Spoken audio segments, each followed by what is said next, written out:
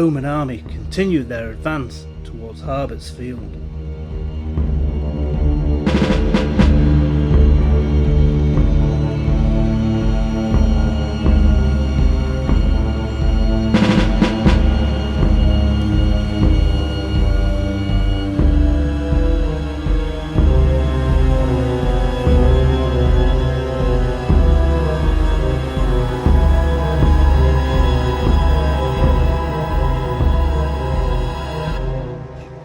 The Roman army was now in sight of Harbutts field, and it was only a stone's throw away.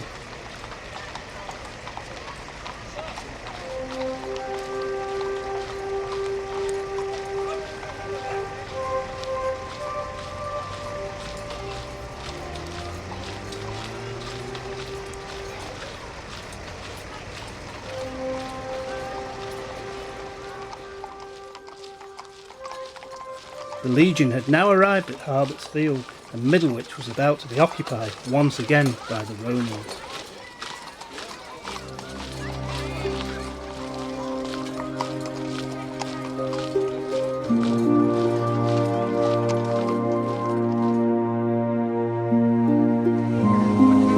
Ladies and gentlemen, the date is 2003.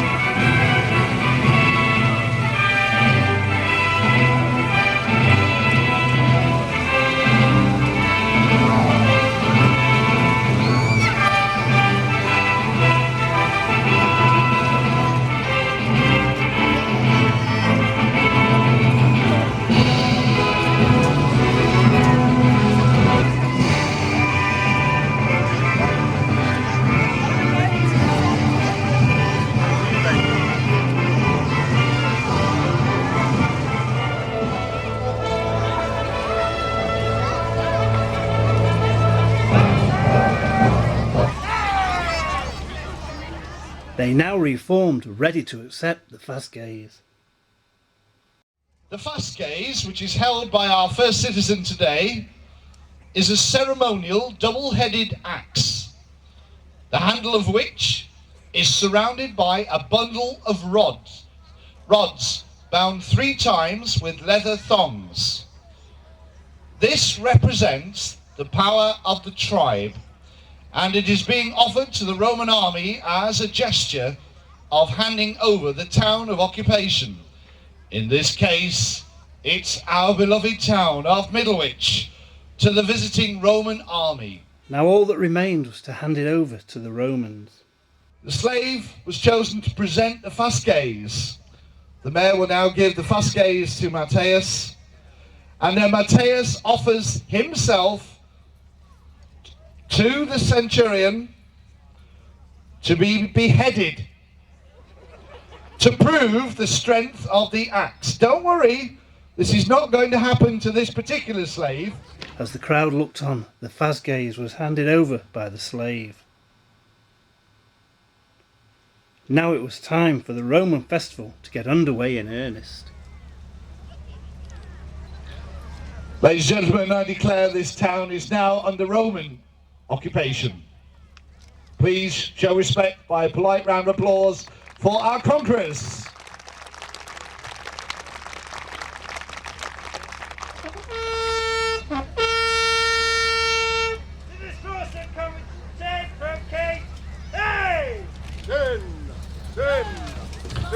Once again, give them a big round of applause.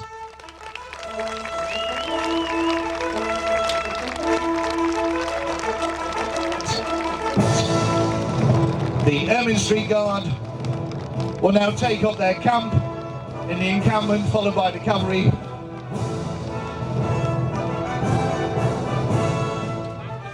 final weapon is called. There we go. That's the last you'll see these.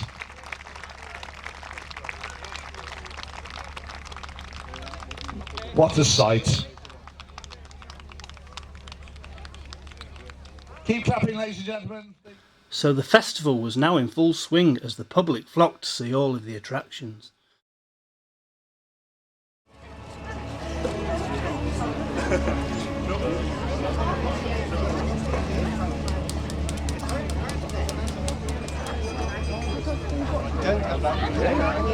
This is called a garum. Anything that shape has got foodstuffs in it, like fish sauce, tomato sauce, jam, preserves. That's got food stuff in it. That's your catering pack. If you're in your municipal kitchens and you get 20 people walking, you go like, right, we've got 20. There you go. 20 tomato sauce. All in there. 20 fish sauce. 40 wine. So it's not for a practical reason, it's just to identify. It's packaging. It's remembering that pottery is the first plastic. It is to a certain extent.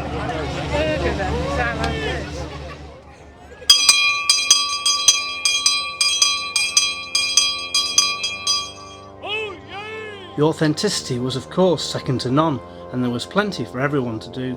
Many of the attractions allowed visitors to get a hands-on experience of everything Roman. In the 16th century, this is what the soldiers would have looked like when they first came to Middlewich.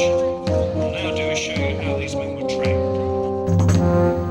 For information on the Roman army, the lads wore the two-unit dress, the stola, that's held in position on the shoulders with brooches. Over the stola is worn the parlour, which is the ladies' equivalent of the toga. Each lady wears Even the youngest members of the family could get involved. We're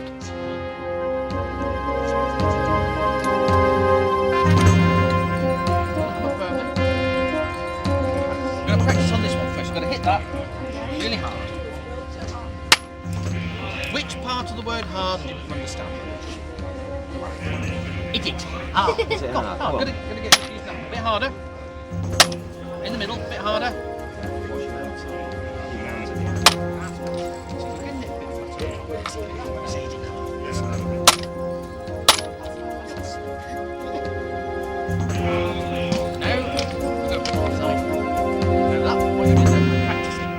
Archaeologist and author Tim Strickland was present throughout the weekend, signing copies of his book Roman Middlewich.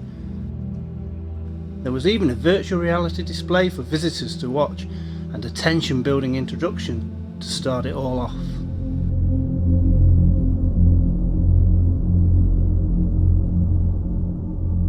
You are now going to step back in time to Middlewich in the late 1st century AD. With modern computer technology, it has been possible to reconstruct the Roman fort at Middlewich and to give you an idea of where it was located at Harbutts Field. Note the red outline on the photograph. Here, the traces of a Roman fort were found in 1993.